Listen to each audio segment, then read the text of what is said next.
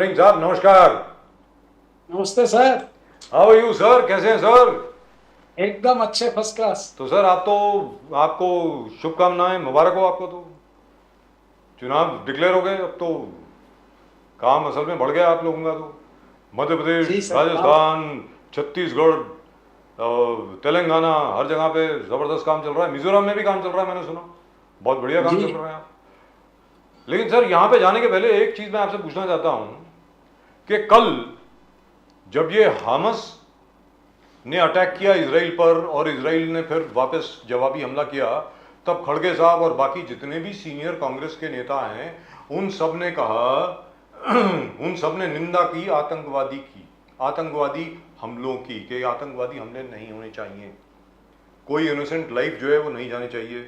आज लग रहा है कि उलट है, मुझे मालूम नहीं कि असल में है कि नहीं है। कांग्रेस की स्टेटमेंट आई है that we are totally with the Palestinians. इस विषय के बारे में कुछ बोलेंगे निजाम साहब? हाँ, जरूर बोलेंगे सर। मैं बोलिए ना सर प्लीज। देखिए, ये जो चीजें दिखा रहे हैं, ये जो जो बातें हो रही हैं, एक्चुअली अगर वो देशवासियों को ये बताएं कि ये झगड़ा फिलिस्तीन और इसराइल का है, जी तो बहुत सारी पिक्चर क्लियर हो जाती है। ये मीडिया के कुछ लोग और उनके साथ जो लोग काम कर रहे हैं, वो ये दिखाने की कोशिश करते हैं कि हमास एक आतंकवादी संगठन है और उसने इसराइल पर अटैक किया। लेकिन आप पुरानी हिस्ट्री में जाइए कि पिछले 70-80 सालों से इसराइल क्या कर रहा है। इसराइल फिलिस्तीन को तबाह कर रहा है। वहां छोटे छोटे बच्चों को, औरतों को जिस तरह से वो मारते हैं, जिस तरह से वहां के धर्म स्थल नष्ट करते हैं, वो पूरी दुनिया जानती है कि इसराइल खुद एक आतंकवादी देश है और उसको कौन प्रोटेक्ट करता है। अभी आपको याद होगा कि अटल जी जब भी प्रधानमंत्री थे और अटल जी ने खुद संसद में और बाहर कई बड़ी सभाओं में ये कहा था। मैं उसका वीडियो मैंने खुद देखा, और चाहिए तो मैं आपको वीडियो प्रोवाइड कर नहीं, दूंगा। देखा है सर, मैंने देखा उनकी, उनका उनका यस। पूरा तो भाषण सुना है आप लोकसभा में। सोचिए कि जी एक तरफ भारत के प्रधानमंत्री अपने अपने नेताओं के विरुद्ध जाके बात करते हैं, और एक तरफ जो है वो ये दिखाने की कोशिश करते हैं कि हमास एक आतंकवादी संगठन है, इसलिए मैं इजराइल के साथ खड़ा रहूंगा। लेकिन आप बैकग्राउंड में जाइए और पूरा इतिहास इजराइल का देखिए, तो वो इजराइल बिल्कुल जो है वो एक तरह से नाजायज औलाद है अमेरिका की, और अमेरिका के और दूसरे लोगों के इशारे पर वो जो है वहां इस तरह के हालात पैदा करता है कि वहां वो सिविलियंस को मारता है, अस्पतालों पर अटैक करता है। अभी इस बार जो है जब हमास ने उनके ऊपर डबल अटैक किया, तो जो है उनको लगा कि हमारे साथ ज्यादती हो रही है। और जहां तक कांग्रेस का सवाल है, उस जमाने में कांग्रेस जो है फिलिस्तीन के साथ खड़ी थी। अगर आपको याद होगा कि 1982 में जब नॉन अलाइंड कॉन्फ्रेंस हुआ था, जी तो उस जमाने में यासर अराफात फिलिस्तीन की ओर से हिंदुस्तान आए थे, और उन्होंने हिंदुस्तान के प्रधानमंत्री से बात किया और हिंदुस्तानी नेताओं से मुलाकात हुई, विपक्षी नेताओं से भी वो मिले, और उन्होंने हमेशा समर्थन मांगा। भारत हमेशा फिलिस्तीन के फेवर में रहा है। लेकिन जो मीडिया के लोग हैं, वो बजाय फिलिस्तीन दिखाने के, वो जो है हमास दिखाकर उसको आतंकवादी साबित करना चाहते हैं। ये दोगली नीति इन्हीं की हो सकती है।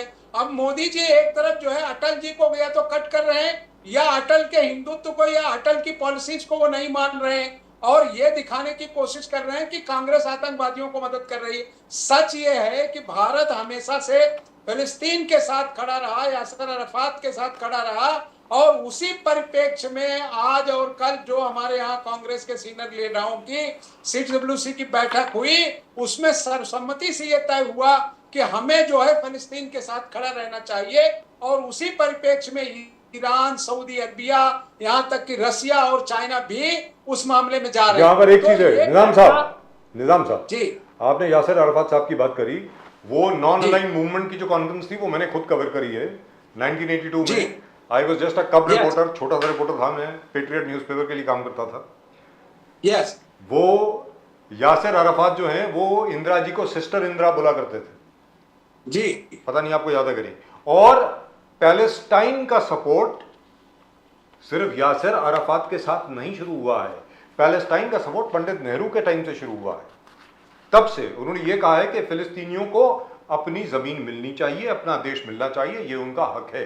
ये हिंदुस्तान की शुरू से पोजीशन रही है। मुझे मालूम नहीं है कि अभी वो पोजीशन चेंज हुई है। मुझे नहीं लगता कि फॉरेन पॉलिसी का जहां तक सवाल है, India foreign policy is remain the same. हाँ, इसराइल के साथ हमारे डिप्लोमेटिक रिलेशन अच्छे होंगे, हमारे प्रधानमंत्री इसराइल गए हैं, इसराइल से प्रधानमंत्री वहां के यहाँ पर आए हैं, वो बहुत ठीक ठाक तरीके से रहा है, लेकिन सरकार ने ये कहा है हमास जो है it's a designated terrorist organisation.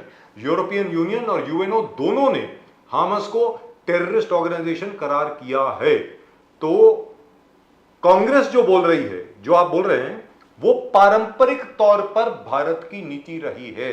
जिस तरीके से अभी आपने एक्सप्लेन किया, आपको लगता नहीं कि जो कांग्रेस का नेतृत्व है उसको भी इसी अच्छे तरीके से एक्सप्लेन करना चाहिए कि हमास अलग है और पैलेस्टाइन अलग है। भाई, हमारा सपोर्ट पैलेस्टीनियंस के साथ है। जी निजाम साहब। हमास जो है वो फलस्तीन के लिए ही लड़ रहा है। अगर अगर अगर कोई अपनी धरती के लिए लड़ता है, कोई अपनी जगह के लिए लड़ता है, तो आप उसे आतंकवादी साबित कर देंगे। और ये चूंकि लड़ाई इस तरह की है कि आप, वो बहुत छोटा सा प्रदेश है, एक छोटा सा देश है जिसमें बहुत थोड़े लोग हैं और बहुत छोटी सी आबादी है, और उसी जमीन पर इजराइल नाजायज तरीके से कब्जा कर रहा है। चूंकि अमेरिका और उसके एलाई उनको खुलेआम मदद करके और उनको ताकत पहुंचाकर इस तरह करते हैं। पहली बार ऐसा हुआ है कि फलस्तीन के लोग उन पर हावी हुए, उन्होंने इनको मारा, तब जाकर आज दूसरे देशों से ये मदद मांग रहे हैं और दूसरे देशों से ये कह रहे हैं। तो इसलिए मैं ये समझता हूं कि ये जो मेरे भारतीय भाई हैं जो वहां रह रहे हैं वो सही सिचुएशन आपको बताएंगे। और जहां तक पॉलिसी का सवाल है, पॉलिसीज बार बार फॉरेन पॉलिसीज नहीं बनती।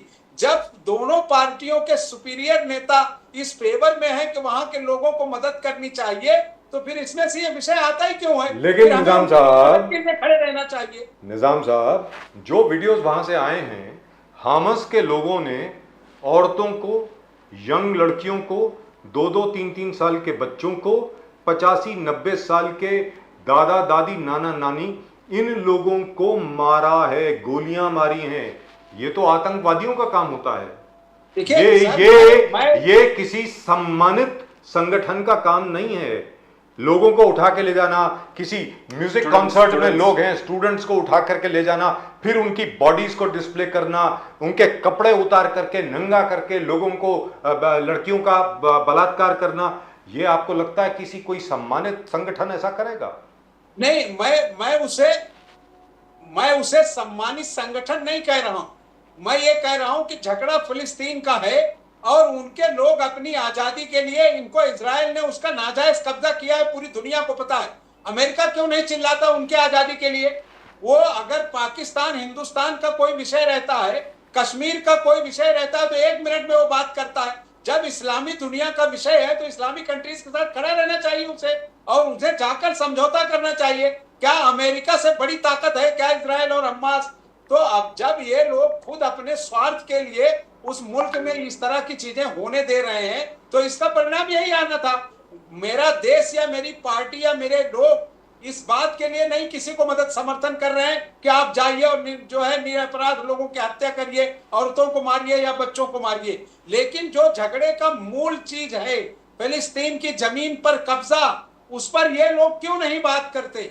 ये इस देश के नेताओं का, मोदी जी का दावा है कि मैंने यूक्रेन में युद्ध रोक दिया, तो फिलिस्तीन तो बहुत छोटी सी जगह है। निजामुद्दीन राइन साहब, बीजेपी का कहना है, आज मोदी साहब और इजरायली प्राइम मिनिस्टर का बातचीत हो गए कि क्या हालत है। बीजेपी का कहना है जो आज इजराइल फेस कर रहे हैं टेरर स्ट्राइक्स, वो हमारे देश भारत 2004 से लेकर 2014 तक कंटिन्यूस जो इजराइल से हो रहा है वही भारत में हो रहा था। कंटिन्यूस टेरर स्ट्राइक, कभी ट्रेन में बम, कभी गेटवे ऑफ इंडिया में बम, कभी टैक्सी के अंदर बम। बीजेपी का कहना है, तो बोले हम, मैं 2 मिनट फिर ये 26, उन्होंने बोला कि देखो 26/11 में कोई रिस्पॉन्स नहीं हो गया। 26/11 हुआ तभी के गवर्नमेंट ने क्या रिस्पॉन्स दिया? बोले कि पाकिस्तान को डॉसियर्स दिए, बोले ये प्रूफ है, आप एक्शन लो, ये प्रूफ है, एक्शन लो। इसलिए मोदी साहब कहते हैं कि इजराइल का रिटेलिएशन हक मैं सपोर्ट करता हूं। जैसे बीजेपी का कहना है, मोदी साहब का कहना है सर्जिकल स्ट्राइक हो गया, बालाकोट स्ट्राइक हो गया, इस प्रकार का स्ट्राइक टेरर कैंप्स को डिस्ट्रॉय करने के लिए जायज है। अभी बोलिए साहब निजामुद्दीन जी। देखिए, मोदी जी का जो कहना रहता है वो 99% झूठ रहता है। आज मोदी जी को अपने देश के अंदर जहां टेरर बड़े पैमाने पर हो रहा है, रोज जलाए जा रहे हैं, लोग रोज मारे जा रहे हैं, वहां जाने उस पर बात करने के लिए उनको पता नहीं है। क्योंकि इजराइल का संबंध हिंदुत्व के कुछ लोगों से है, इसलिए उसको जस्टिफाई करने के लिए वो दुनिया के सामने रख रहे हैं। जहां तक हिंदुस्तान में आतंकवाद का इशू था, वो विषय और ये विषय में बहुत डिफरेंस है। ये युद्ध हो रहा है, दो राष्ट्र एक दूसरे के खिलाफ लड़ रहे हैं। हमारे यहाँ तो धोखे से आतंकवाद आया और आतंकवादियों को उनको उनके मुकाम तक पहुंचाने का काम हमारी पुलिस और हमारी जो है चीजों ने किया और उनको उनके जगह का उनको स्थान दिखाया। तो दोनों के विषय अलग हैं, लेकिन दोनों का एक लाभ लेने के लिए, एक राजनीतिक लाभ लेने के लिए बीजेपी ये दिखाने की कोशिश कर रही है। क्यों नहीं सरकार खुद डायरेक्ट इंटरफेयर करती? क्यों नहीं अमेरिका से बात करती? क्यों नहीं जाकर उनको रोकने की बात करती? क्यों नहीं उनका हक, जिसको अटल जी ने स्वयं कहा कि उनकी जमीन खाली करना चाहिए, उनकी जमीन उन्हें दे दे? तो कारण उसका जो मूल है वो यही है कि फिलिस्तीन पर आपने नाजायज कब्जा किया है। अगर उस नाजायज कब्जे को आप खाली कर दें, उनकी जमीन उनको दे दें, उनके धर्मस्थल उनको दे दें, तो आज ये नौबत क्यों आती? अगर ये नौबत आ रही है, आज ये हो रहा है, तो इसके जिम्मेदार कौन है? फिलिस्तीन के लोगों के को जिस तरह से पिछले 90 वर्षों में आपने मारा है, पहली बार जो है इस तरह का हुआ है कि इजराइल अभी लड़ने में कमजोर पड़ रहा है, उसके बावजूद दुनिया के अलग अलग मुल्क के लोग उसको धमका रहे हैं। तो ये जो बातें करना और इसका बेनिफिट लेना, ये कोई पॉलिसी कंट्री में नहीं है। अगर ये हमारे भारत के पॉलिसी में होता कि विदेशी नीति के उसमें, तो अटल जी ने नहीं बयान दिया होता, इंदिरा जी नहीं सपोर्ट करती, राजीव जी नहीं सपोर्ट करते। आज ये जो विषय आया है, इसीलिए कांग्रेस ने अपनी वर्किंग कमेटी में इस बात को आज तय कर दिया कि ये जो है हमें फिलिस्तीन के साथ खड़ा रहना होगा। और आतंकवादी जिसको बता रहे हैं वो किसके लिए लड़ रहे हैं? हमास के लोग, वो अपनी जमीन सर, आतंकवादी बता रहे हैं, उनके एक्शन तो आतंकवादियों वाले हैं ना। निजाम साहब, बच्चों को मारना, निहत्थे बच्चों का कत्ल करना, औरतों का रेप करना, छोटी छोटी बच्चियों को उठा करके जो म्यूजिक कॉन्सर्ट में है उनको लेकर के वो लड़की की पतलून से खून निकल रहा है उसका रेप करना, उसको वो जर्मन लड़की जो है उसको अपनी जोंगा के ऊपर बांध करके वहां पे बच्चे उस पर थूक रहे हैं, वो आतंकवादी नहीं है तो क्या है? और हमारे अलीगढ़ मुस्लिम यूनिवर्सिटी के विद्यार्थी जो है वो ऐसे लोगों का समर्थन कर रहे हैं। निजाम साहब क्या बात कर रहे हैं? वो बिल्कुल गलत है, वो बिल्कुल गलत है, उसका समर्थन नहीं हो सकता। लेकिन जिस चीज के लिए ये सब, और यही सब हुआ, आपने देखा ना हिंदुस्तान के अंदर, आपने मणिपुर में क्या हुआ? मणिपुर में क्यों नहीं गए प्रधानमंत्री? क्यों नहीं उसे आतंकवादी घटना उन्होंने साबित किया? क्या प्रधानमंत्री उस वक्त सो रहे थे जब वहां नंगी करके औरतों को घुमाया जा रहा था? देश की पुलिस खुद उनके पीछे चल रही थी, तब उनको आतंकवादी नहीं लग रहा था। अगर आज उनको दूसरे के मुल्कों में हो रहे घटनाओं से इतना दर्द है, तो अपने मुल्क की बहन बेटियों के साथ जब हो रहा था तो क्यों नहीं उन्होंने शोर किया? क्यों नहीं वो गए अपने मुल्क के लिए बात करने? क्यों नहीं संसद में उन्होंने उस विषय को रखा? अगर ये विषय है और प्रधानमंत्री को दुख है, तो पहले अपने घर को देखना चाहिए प्रधानमंत्री को। क्यों नहीं गए भारत के प्रधानमंत्री, गृह मंत्री? क्यों नहीं उन्होंने अपनी देश की बहन बेटियों के लिए बात किया? आपको क्या लगता है क्यों ये जोड़ नहीं, आपको क्या लगता है क्यों नहीं गए? क्योंकि मैं एक छोटी सी बात आपके सामने रखता हूं, छोटा सा आंकड़ा आपके सामने रखता हूं निजाम साहब। इजराइल में जो इंसिडेंट हुआ, हमास ने जो अटैक किया इजराइल पर जो हमास ने अटैक किया, उसके केवल 9 घंटे के अंदर अंदर नरेंद्र मोदी जी ने ट्वीट किया, मणिपुर की घटना के ऊपर उनको 78 दिन लग गए बोलने में। ये गैप क्यों था, आप बताएं। नहीं, इसीलिए जब आप किसी चीज को दो चश्मे से देखते हैं तो लोगों को शक पैदा होता है।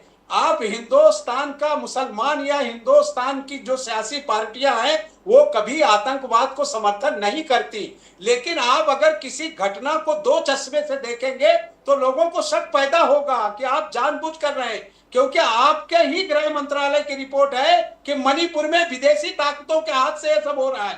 तो अगर विदेशी ताकतें आकर आपके मुल्क में ये सब कर रही तो जवाबदार कौन है? जवाबदारी किसी को लेना चाहिए ना। लेकिन उनको इतना टाइम क्यों लगा सर, ये तो बता दीजिए। आपको क्या लगता है, आपके जहन में क्या है, आपको क्या लगता है, आपके विश्लेषण के मुताबिक मोदी जी को मणिपुर पे बोलने में इतना वक्त क्यों लगा और इजराइल पर बोलने पे कोई वक्त नहीं लगा? ऐसा क्यों सर, बताएं। ऐसा इसलिए कि मणिपुर में जो लोग मारे जा रहे हैं वो हिंदू नहीं है, वो क्रिश्चियन है या अल्पसंख्यक है, दूसरे लोग हैं। वहां मारे जाने वाले लोगों से इनका संबंध है, क्योंकि इजराइल जो है हिंदुत्व का सपोर्टर रहा है।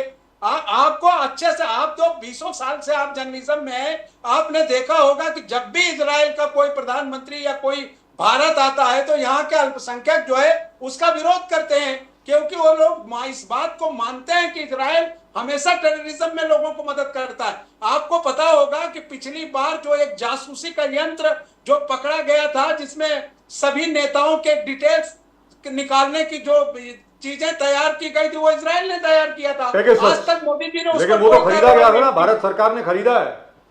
खरीद तो वही कह रहा हूं ना, उस पर बजाय कार्रवाई होने के भारत सरकार खरीद कर नेताओं को तबाह कर रही है, और उसका जो है ये पूरी मैनिपुलेटिंग जो है वो इजराइल ये तो बता दीजिए सर, तो कहीं ना कहीं इजराइल और निजाम साहब ये तो बता दीजिए, ये तो बता दीजिए कि ये भारत के मुसलमानों का विषय कैसे हो गया जो इजराइल में भी चल रहा है? सवाल विषय नहीं है, भारत का मुसलमान क्यों इन्वॉल्व है इसमें? देखिए ऐसा है भाई, मणिपुर की बात आपकी समझ में आती है? मणिपुर का जहां तक प्रश्न है, मैं आपके साथ खड़ा हूं, बिल्कुल ठीक बात है। प्रधानमंत्री जी को उसका फौरन उसको संज्ञान में लेना चाहिए था, बल्कि वहां पे विजिट भी करना चाहिए था। आज तक नहीं गए। जिस प्रकार उन्होंने रिएक्ट किया इजराइल के ऊपर, वैसे ही मणिपुर पर रिएक्ट करना चाहिए था, लेकिन नहीं किया। मैं आपसे पूछना चाहता हूं कि यह भारत के मुसलमानों का सवाल कैसे हो गया, ये तो बता दो सर। नहीं, भारत के मुसलमानों का सवाल इसलिए आता है कि जब इजराइल के साथ या इजराइल का कोई फॉरेन मिनिस्टर या प्रधानमंत्री भारत आता है तो बड़े पैमाने पर उसका विरोध यहाँ के अल्पसंख्यक के लोग करते हैं। क्योंकि जितनी घटनाएं मोसाद से लेकर अब तक हिंदुस्तान में हुई है, उसमें इजराइल डायरेक्ट इन्वॉल्व रहा है। अगर मोसाद ने हिंदुस्तान में क्या किया यार? साहब जब पिछली बार गृह मंत्री थे और नेतान्याहू को हिंदुस्तान आना था तो उसका विरोध मुंबई में हुआ और उनको महाराष्ट्र में अपनी यात्रा रद्द करनी पड़ी थी। लेकिन मोदी जी के आने के बाद इजराइल के बहुत करीब जाकर वो इस मुल्क में जिस तरह से अल्पसंख्यकों को खत्म करने की बात होती है, उसमें कहीं ना कहीं इजराइल का बड़ा पार्ट होता है। इसलिए शक होता है कि ये चीजें गलत हैं, और शक के दायरे में जब कोई भी बात आती है तो उस पर बहस होनी चाहिए। तो आपको लगता है, एक मिनट, तो आपको लगता है कि इजराइल जो है वो प्रो हिंदुत्व है, और इजराइल के मोसाद ने कुछ घटनाएं भारत में भी करी? आपको अच्छे से सर पता है कि मोसाद ने हिंदुस्तान में क्या क्या किया। मोसाद का इन्वॉल्वमेंट मुंबई के कई बड़े सरकारी दफ्तरों में डायरेक्ट रहा है। कई दफ्तरों में उनके एजेंट जाकर बात करते रहे हैं। तो ये सब शक पैदा करता है सर, और अगर कोई भी इशू शक के दायरे में आ जाए तो सरकार को, लेकिन मुझे फिर भी उसका जवाब नहीं मिला। कारण था कि जब उन्होंने पॉलिसीज के लिए, लेकिन मुझे फिर भी ये समझ में नहीं आया निजाम साहब, भारत सरकार की जवाबदारी थी, लेकिन भारत सरकार ने ऐसा किया नहीं। निजाम साहब, Indian Muslims were concerned about Israel. Israel से हमारा क्या लेना देना है यार? पैलेस्टाइन से हम लोगों का क्या लेना देना है? वो कोई हमारी बुआ जी का घर है, खाला जी का घर है क्या हमारा? वो जो करना करो, मरो। वहां तो पता नहीं 2500 साल से लड़ाई चल रही है। आज तक कभी मैंने तो नहीं सुना कि वहां पे कभी शांति हुई है। जो जमीन है वहां पे, लेकिन जो युद्ध है, जो लड़ाई देश या दुनिया में हो, उसके जो प्रिंसिपल्स हैं दोनों को फॉलो करना चाहिए। मैं किसी एक का समर्थन नहीं करता, एक का विरोध नहीं करता जी। लेकिन जो घटनाएं गलत हैं, जो गलत हो रही हैं, उस पर अपनी राय रखना चाहिए। Right, so let's come back to but Nizamuddin ji, वहां पर पूरे इंटरनेशनल रिलेशंस बदल रहे हैं। शायद सऊदी अरेबिया और इजराइल के बीच में भी रिलेशंस की अच्छा होने के बाद चल रहा है। एक अलायंस बन रहा है, Israel, Saudi Arabia, India, US, Australia. होगा किसी ने नहीं देखा। आज की तारीख में इस्लामिक कंट्री का बड़ा नाम है जो है ईरान, वो खड़ा है उनके साथ। सऊदी अरबिया उनके साथ खड़ा होने जा रहा है। रसिया उनके साथ खड़ा हो रहा है। चाइना उनके साथ खड़ा हो रहा है। इसका मतलब कि इंटरनेशनली बड़ा इशू है। तो इसमें पहल करना चाहिए जो दुनिया के बड़े मुल्क हैं कि किसी गरीब की जमीन पर आप क्यों कब्जा कर रहे हैं? अगर आप किसी को ये एक इंटरनेशनल, मगर बीजेपी जब पहले क्वेश्चन मैंने पूछा था आपको, बीजेपी का कहना है कि इजराइल जो फेस कर रहा है 2004 से लेके 2014 तक भी कंटिन्यूस इंडिया में इस प्रकार से टेरर अटैक हो रहा था और तब के सरकार नाकाम था। बीजेपी का कहना है कि तब के सरकार नाकाम था और बिकॉज रोज बम ब्लास्ट हो रहा था, हर साल में बम ब्लास्ट हो रहा था। यही आज के तारीख में इजराइल में हो रहा है, बीजेपी का कहना है। तो क्या लगता है आपको, कांग्रेस असमर्थ थे और अभी बीजेपी समर्थ है रिटेलिएशन में? क्या आपको लग रहा है बदलाव आ गया सरकार? अगर समर्थ है तो ये जो घटना आपके देश में अभी हो रही है इसको क्यों नहीं रोका? क्या 2014 से लेके 2023 के बीच घटनाएं नहीं हुई? क्या अपराध नहीं बढ़ा? क्या लूटपाट नहीं बढ़ी? तो ये सब बातें एक दूसरे को विरोध करने, आज रिजल्ट आप देखिएगा कि चुनाव आ रहे हैं, इस तरह की रोज घटनाएं होंगी, रोज इस तरह के आरोप लगाए जाएंगे कि कांग्रेस ऐसी थी। आपने 9 साल में क्या किया? आपने 9 साल में कौन सी शांति ले आई? आपने कौन से 9 वर्षों में आपने जितनी संस्थाएं थी उसको डिस्ट्रॉय किया और इस देश की पॉलिटिक्स में आपने हिंदू मुस्लिम का एजेंडा लाकर देश के विकास को रोका। इसलिए इस पर बीजेपी का बात करना सिवाय झूठ के पुलिंदे का कुछ नहीं है। इसलिए बीजेपी की नैतिक जवाबदारी है कि वो अपने देश के अंदर क्या हो रहा है पहले उससे सिक्योर करे। भारत का एक नागरिक अगर मारा जाता है तो भारत कमजोर होता है। यहाँ तो हजारों लोग मारे जा रहे हैं, हजारों बहनों की इज्जत वहां लूटी गई और अभी तक 4 महीने हो से ऊपर हो गए, अभी तक वहां सब कुछ हो रहा है, अभी तक प्रधानमंत्री खामोश है। और जहां तक आपने कहा कि उन्होंने दूसरे जगहों पर कार्रवाई की, सब झूठी कार्रवाई है। वो कहीं लड़ने नहीं जाते, सिर्फ और सिर्फ गोदी मीडिया उनके चीजों को दिखाकर लोगों को मन में या तो नफरत पैदा करती है या डर पैदा करती है, लेकिन निजाम साहब कोई काम नहीं करती। निजाम साहब एक चीज तो है, आपको मुबारकबाद, कारगिल का जो हिल काउंसिल है उसमें कांग्रेस और नेशनल कॉन्फ्रेंस जीत गई है। राहुल गांधी जी मोटरसाइकिल पर गए, यहां से कारगिल तक गए और उसमें सबसे बड़ी बात जो मेरे जहन में, मतलब जो मुझको इन्फॉर्मेशन मिली, हो सकता है कि मैं गलत हूं, पता नहीं, मुझे जानकारी मेरी, ये आप बताएंगे, कि कारगिल के जो गडरिये हैं वहां पे, शेपर्ड जो है, वो ये कहते हैं कि भाई जहां पे हम अपनी भेड़ें वगैरह चराया करते थे एक जमाने में, अभी तक जो वो चाइनीज ने टेक ओवर कर ली है वो जगह, अब हम लोग वहां जा नहीं सकते। तो राहुल गांधी जी ने जब बात बोली थी तो उनका मजाक उड़ाया गया था। अब जाकर के जो लोगों ने वोट उनको दिया है, इससे लगता है कि शायद वो सच बोल रहे हैं।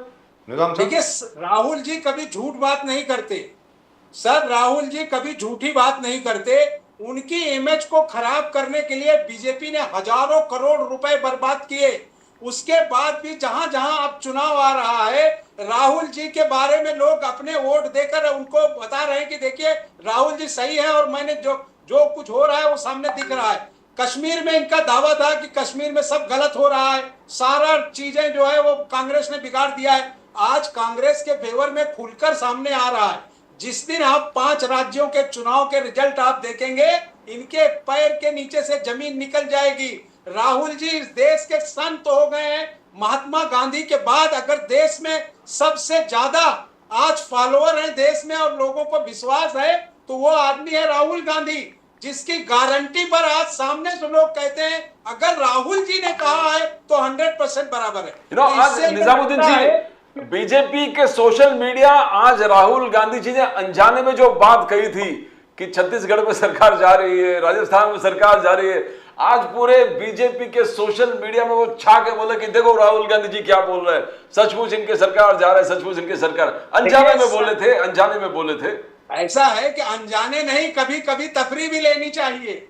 ऐसा है, कभी कभी तफरी भी लेनी चाहिए। राहुल जी जो है सरकारी नेता नहीं है। प्रधानमंत्री का बयान था लड़की पटाओ, विकास की जगह लड़की पटाओ की बात भारत का प्रधानमंत्री अपने भाषण में करता है। तो ये चीज तो राहुल जी कोई सत्ता पर तो है नहीं। राहुल जी एक सिंपल से सांसद है, पार्टी के अध्यक्ष थे, अभी अध्यक्ष भी नहीं है, तो उनके पास कोई ऐसी जवाबदारी नहीं है जिसके ऊपर आप कोई आक्षेप कर सके या आप उनके ऊपर कोई जिम्मेदारी डाल सके। लेकिन भारत के प्रधानमंत्री को मैंने आपको बताया, योगी आदित्यनाथ जी का बता दूं, अगर आपको वो वीडियो याद हो एनडीटीवी के इंटरव्यू वाला, जिसमें वो पत्रकारों को कहते हैं भारत चूतिया है तू, ये शब्द है आपके मुख्यमंत्री का जो संवैधानिक पदों पर है। तो राहुल जी तो तफरी ले रहे हैं अगर कहीं कोई बात कर रहे हैं तो।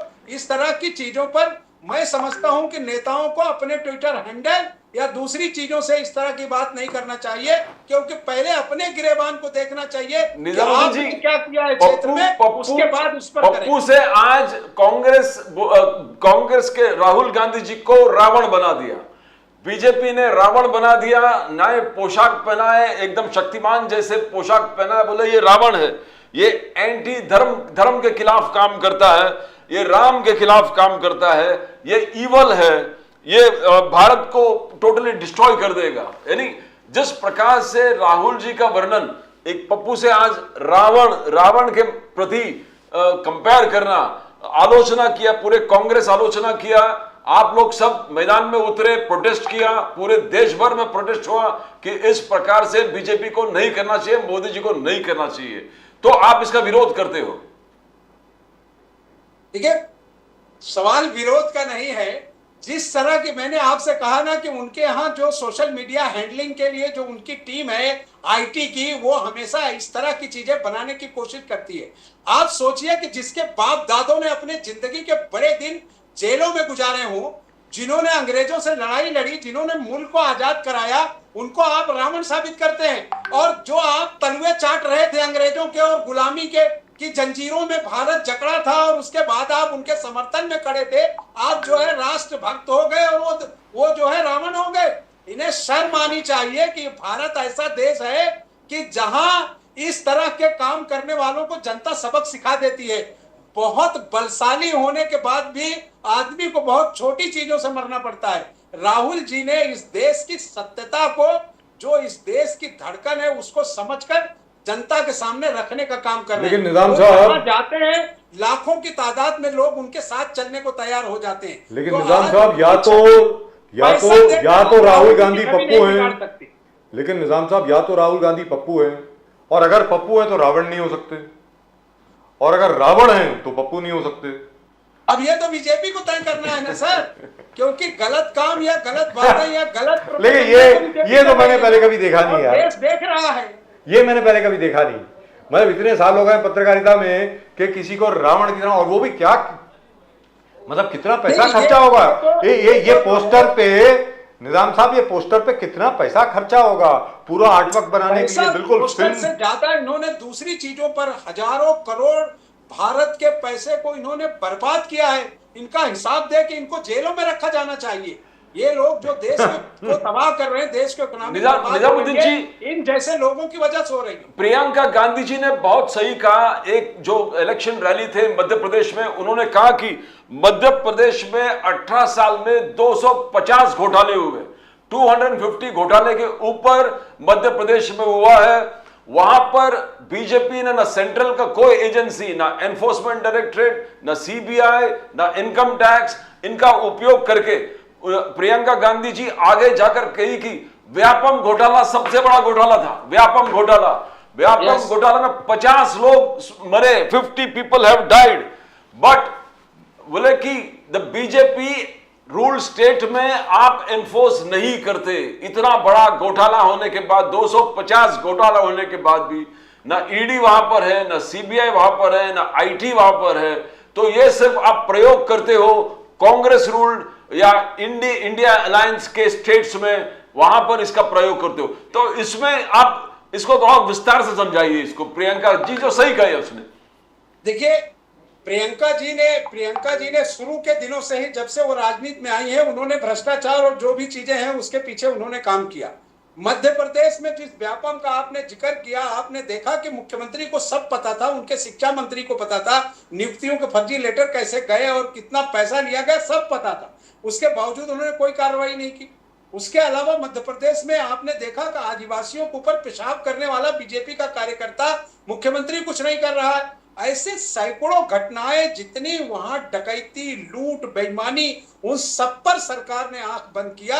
लेकिन कांग्रेस और उसके नेतृत्व ने हमेशा इस देश को आगाह किया, उस प्रदेश को आगाह किया। और लेकिन उसके बावजूद भी आज भी जो है बीजेपी अपने करतूत से बाज नहीं आ रही है। आज भी लोगों को मारपीट, धोखा देना, उनके पैसे हड़पना, यही काम रह गया है। तो मैं ये दावे से कह सकता हूं कि सरकारों के दिन गए, अब वो सब बदल रही हैं। मध्य प्रदेश भी हारेंगे और कांग्रेस वहां स्वीप करके आ रही है। मध्य प्रदेश हो, छत्तीसगढ़ हो, आपका राजस्थान हो, मणिपुर हो, अभी हम मणिपुर नहीं सर, मिजोरम कांग्रेस बेहतर तरीके से, मणिपुर में भी चुनाव कराना चाहिए उनको अभी राष्ट्रपति लगा के। अभी कहाँ चुनाव मिजोरम तो हम कराएंगे? जीतेंगे, नहीं हरियाणा भी हमारे खाते में आ रही है। तो अभी तो देश की जनता इतनी जागरूक है कि कोई नेता उन्हें बेवकूफ नहीं बना सकता। और जिस टेक्निक का इस्तेमाल कर मोदी जी लोगों को बदनाम करते हैं, वो सारी टेक्निक भी अब लोगों के मोबाइल में आ गई है। लोग देख सकते हैं कि आपने कितने ईमानदारी से लोगों के लिए काम किया है, कितना फंड यूज किया है, कितना आपने बनाए हैं, कितना जी। आपने बिगाड़े हैं, अब लोगों के मोबाइल में है। इसलिए आप जनता को आप बेवकूफ नहीं बना सकते। आप रावण शकल बना दें या राम के ऊपर रावण की शकल बना दें, लेकिन राम राम रहेगा और राम का ही राज्य रहेगा। और ये राम के कर्ता धर्ता नहीं है, देश राम का कर्ता धर्ता है। इसलिए इनके झूठ और बेईमानी और उसके पाखंड से वो कभी नहीं डरेगा, चाहे कितनी मूर्तियां ये बना ले। लेकिन भारत जो है वो हमेशा सुदृढ़ रहेगा और इसका नेतृत्व इंडिया ही करेगा। राइट। लेकिन चलते चलते ये तो बता दें सर, तेलंगाना की बात नहीं कर रहे आप? सर तेलंगाना हम जीते बैठे हैं इस बार। जी आप क्या बात है, आजाद करिए और तेलंगाना का चुनाव का रिजल्ट आने दीजिए। क्या हम बात है। आपके चैनल पे डिबेट करने आएंगे। Wonderful। पहली बार आपको दिखेगा कि तेलंगाना हम स्वीप करके आ रहे हैं, क्या क्योंकि बात। तेलंगाना की भी पूरी हिस्ट्री खुल गई है कि किस तरह से काम हो रहा था। आज तेलंगाना की जनता जिस तरह से कांग्रेस को चाहती है, हमने कभी सोचा भी नहीं था। सर वो ये बता दें, अच्छा चलते चलते लेकिन इतने बड़े पैमाने पे होगा कि अचरज होगी लोगों को। निजाम साहब ये बता दें, आपको कोई, आपके पास कोई इन्फॉर्मेशन आई है क्या इसके बारे में? मेरे पास अभी तक नहीं है। प्रदीप जी शायद आपको मालूम हो। शिवराज क्या सिंह, सर? वो शिवराज सिंह चौहान साहब का नाम लिस्ट में आया कि नहीं आया? अभी बीजेपी की कैंडिडेट लिस्ट में अभी तक, सुबह तक तो नहीं आया था। तो मेरा ख्याल अभी तक तो उन्होंने डिक्लेयर नहीं किया। अगर हो नहीं तो सकता है रास्ता वो करें। चुनाव लड़ भी रहे हैं इस बार कि नहीं लड़ रहे हैं शिवराज सिंह मेरा चौहान? ख्याल है लड़ने के मूड में नहीं है। उन्होंने शायद अपने हाईकमान को बता दिया है कि मुझे अब बेइज्जत नहीं होना है।